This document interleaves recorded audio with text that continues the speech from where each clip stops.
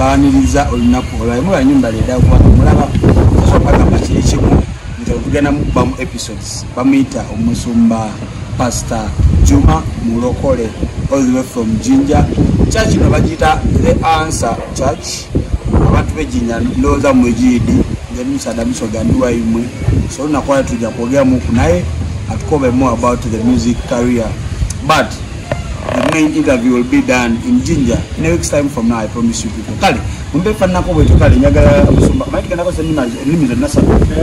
Mzungu, Uganda ni so. So singa kufanya siba mzungu. Wewe siba mzungu? How are you sir? I'm fine.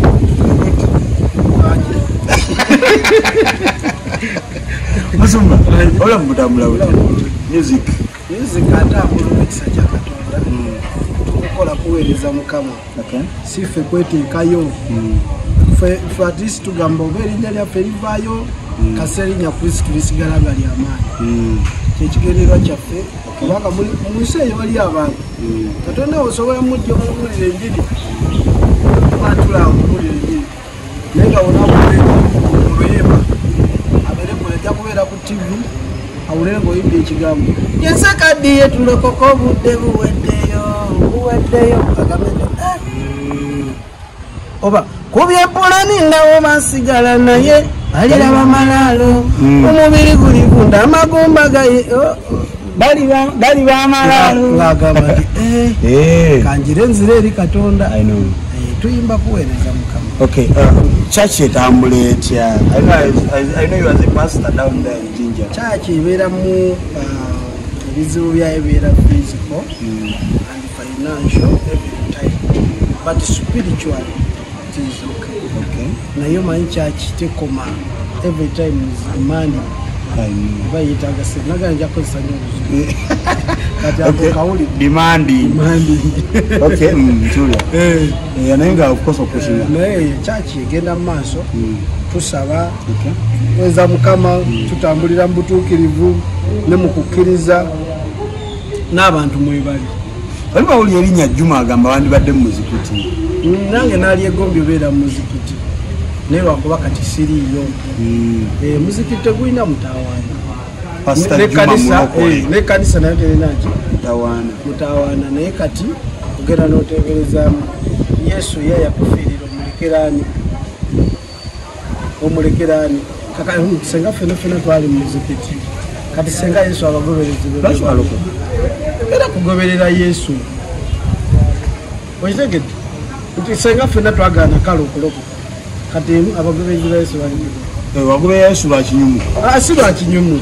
Lwa kubeera nti Bayibuli kyegamba. Anti buli okkiriza mu Bayibuli olina okugondera ebigirimu. Okkiriza mu Bayibuli? Olina kati ekiri mu Bayibuli omwo mulimu kulokoka. Kati sobola gale mu Korani. Kurani omwo simanyi munyo kuba nalokoka nkyali naye mpulira bagamba kyokulokoka mwekulire ate baba tebakkiriza ogambe nti Yesu mwana wa Katonda bakuganda ate nze nyumirwa nnyo okugamba nti mwana wa Katonda kinyuma. I know. Pasa ate erinnya tofuna criticism. Erinnya kati erinnya tibala buzibu kuba kati newendejjako erinnya lya Juma Mulokole. Nja kuba nakatambula okuva mu kutuuka ali ayitete totunulayo. There's no way gyosobola okwejjako erinnya eryo ng'abantu bamala okumanya bakuyita muyaayi. Kati nze ndekayo erinnya eryo ly'obujulizi. Ekisooka weŋŋamba nti nze Juma n'omuntu omulala gwe bayita Juma nga tannaba kulokoka addamu essuubi nti nsobola nawe okulokoka naye bambita Muhamadi oba Kasimu oba Ali oba Medi nange nsobola okulokoka. Ekyokubiri Mulokole kiraga nti alina we yali naye yakolaki yalokoka. Tobuzabuza abantu sobola bakuzabuza pozo yaba yagadde omubuzabuza.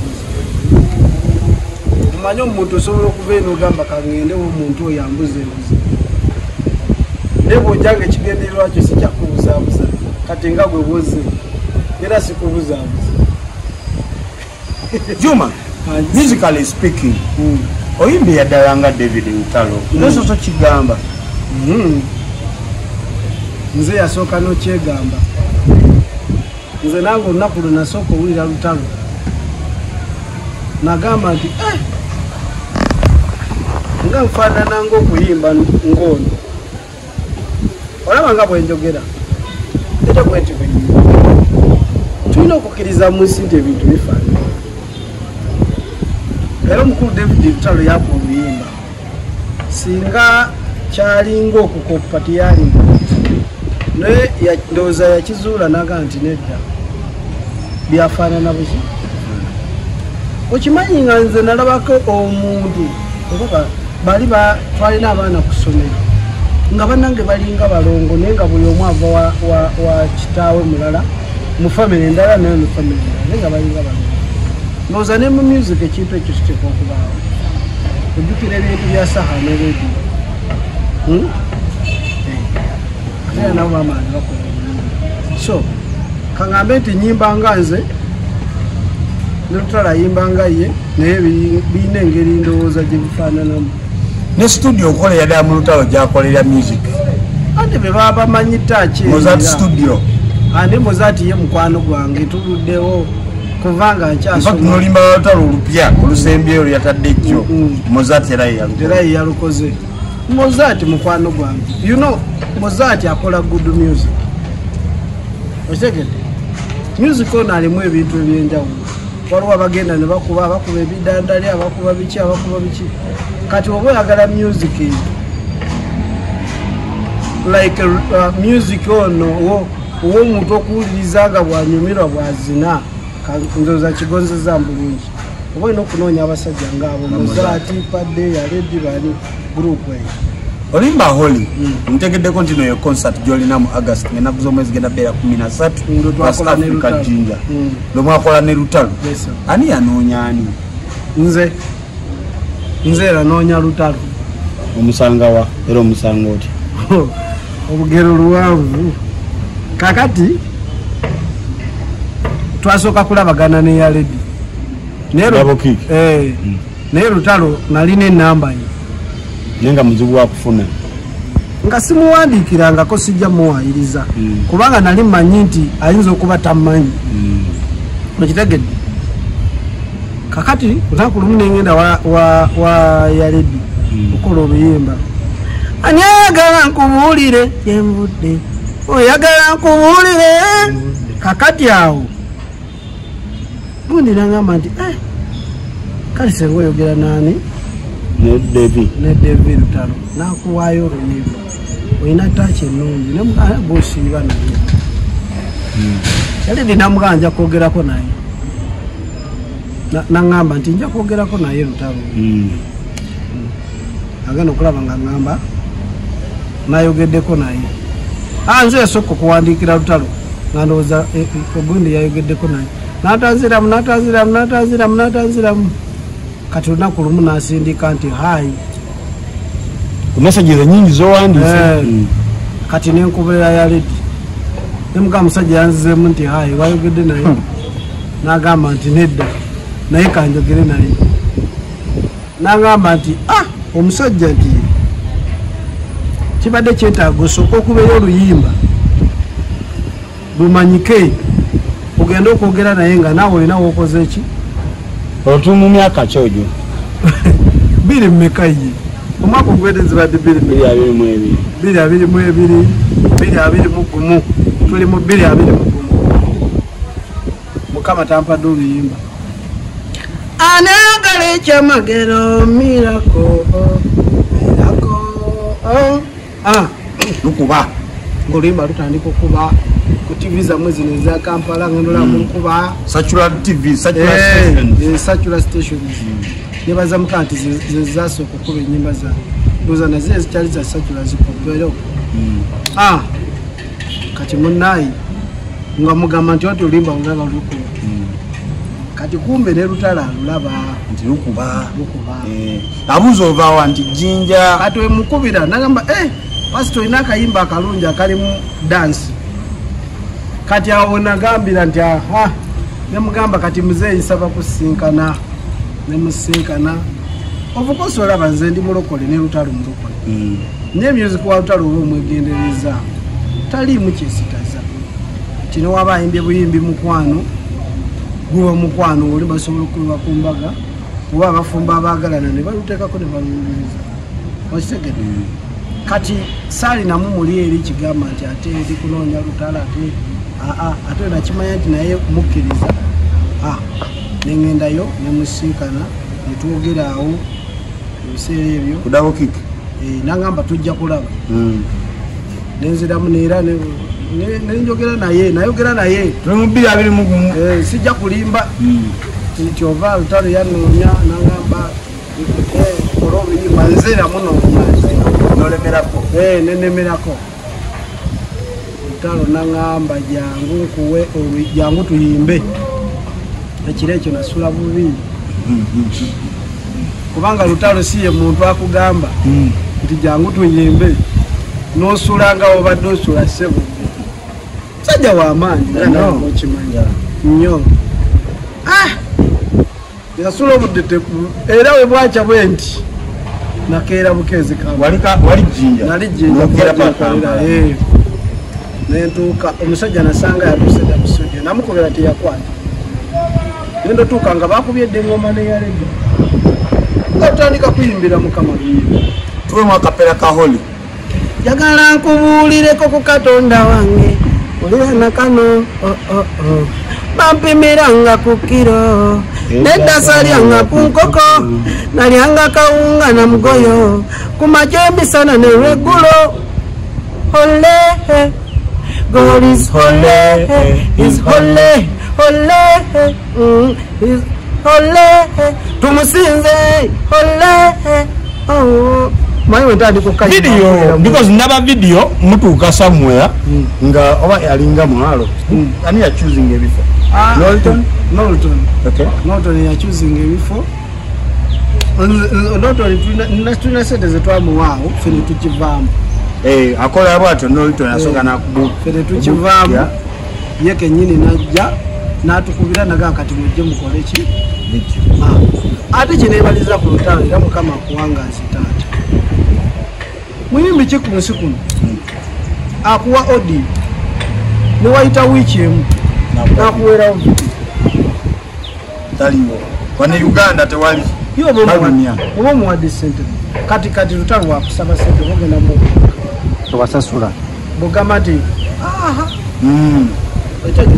ngero ng'omuntu w'amagezi kati osobola okujja wendi negamba nti ecupa y'amazzi eyo oba yongereko mu mafuta mu motoka okitege naye ngamba nti nno nti nabasasula si kituufu nti esasule mbalina nga oba olina okulanga biliyoni namba oli okuwa kugundi twogere ku bino bino byonna ngenda bikubuuza nga tutuuse ejjinja naye ku concert esembedde yanga 13 speed otegese otya chap eno concert yange eyokubiri ole concert ole live in concert yes eyasooka yali ku Jinja City Hall zonna zikola ejjinja nekampala wano ngenda kujja wesitajja mwaka guno nja kujja ogujja kanjira nsonda ekisa kyakati amaanyi gaweze ekisa kiba kisa sobola obeera n'amaanyi n'ekisa kitabaawo kakati kanzira nsonda ekisa mukama ajja kunona naye onakola amera concert Jinja City Hall abantu ne bampa essuubi nendabanga bampagidde kati nze nina ekitongole ekiyamba ku baana naye abakulu saabato oba wali abayamba bato nze nyamba bakulu nga gamba nti nga bulumbuzi kati nze nyamba bakulu nga bulumbuzi kakati aberemereddwa Masumba nyatutumia wali concert likujja usanga abaana abo abagenda ku street ne bakulira eyo nti omuvubuka oyo bwakula oba omuwala afuuka wa tabu asobola ofuuka ekintu kyonna kati nze mbafuna ne mbayigiriza emirimu egy'omutwe kutandikira ku myaka 14 yeriri essomero lyewazimba yes the answer formulation ne bayiga okuvuga emmotoka ne bayiga okukanika emmotoka ne bayiga okutunga ebyalaani ne bayiga okusiba ebibindi tebayiga ebya catering. Abaana abo ne babeera nga basobola okwetandikirawo emirimu nga bamaze okusoma. Tulina ne baweera wishers agamba nti awange si wasituuti naye yamaze P7 wasenia mukuwadde kati abatuwaayo ku kasente. Kati bano abasasula ne baleetera bano obutasasula kuba baba bridginga gap. So kakati olwaleero njagala kuyambayo abaana 96 mweno concert